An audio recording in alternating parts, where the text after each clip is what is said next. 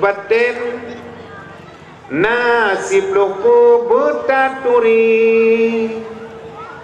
lam arba'in menanekun le Ghazali wajib patih dumu kalaf jipo jio sagai beji bida ubah tubuh pertama kon hubut ta'am yakni sangat kemasakan mabuk-mabuk makanan lazat. Yang kedua syarihul kalam letat narid dan faidah dan manfaat yang nama grid kelehagatab yakni bungeh hati gata keput hasud dengki ku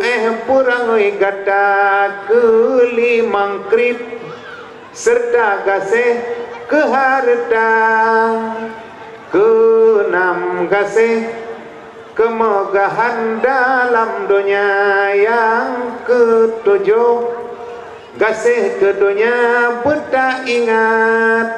Yang kepuncak kejahatan kun Muhammad. Yang ke-8 tegabo gada perayak draw ada makhluk Tuhan esadum berangsa si kurung ujab yakni hirun gata kedrawa tang tan lain lage gata dalam nangro si plo ria pubut amai tan ikhlas amai ta pubut semata-mata karena Allah dipeluk Moyoyan hanau dia tanya cukup aman, mesti krek silap dah angkat.